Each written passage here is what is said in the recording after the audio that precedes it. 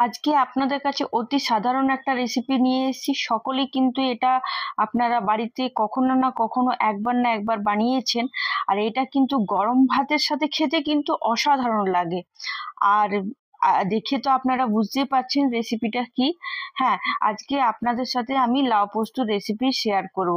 লাউ দিয়ে তো অনেক কিছু রেসিপি হয়, যেমন দুধ লাউ নিরামিষের দিনে আপনারা বাড়িতে বানাতে পারেন, লাউ শুক্তো দিয়ে বানাতে পারেন, লাউ চিংড়ি, লাউ দিয়ে মুগের ডাল।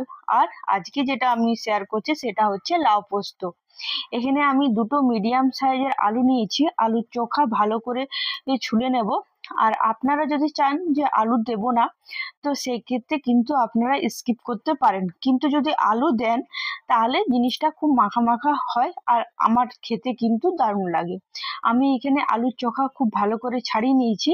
এরপর আমি লাউয়ের চোখাগুলো এক এক করে আমি ছাড়িয়ে নেব।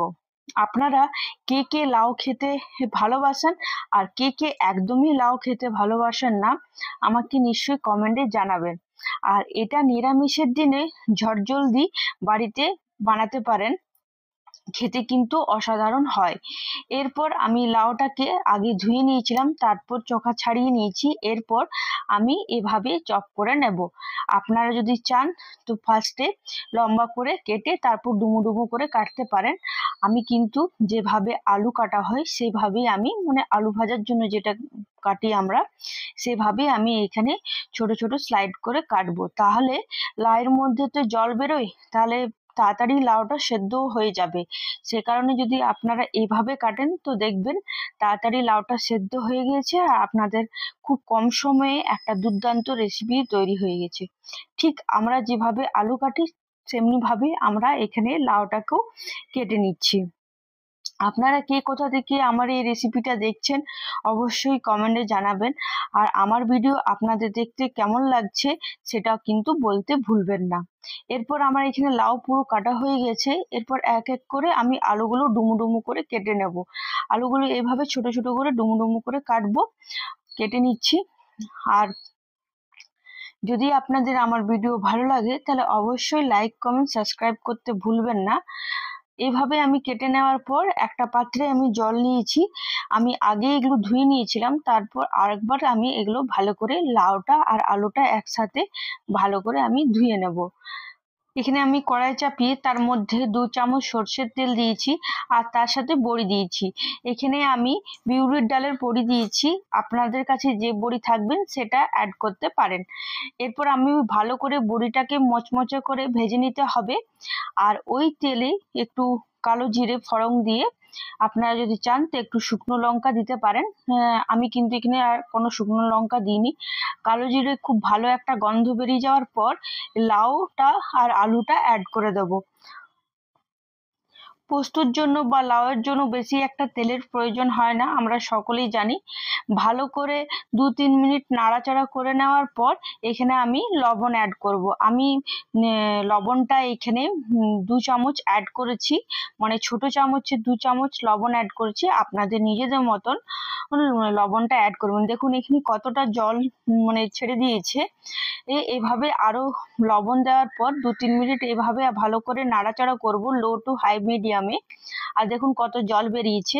আমি এখানে 4-5 মিনিটের জন্য ভালো করে ঢাকা দিয়ে রেখে দেবো লো টু হাই মিডিয়ামে।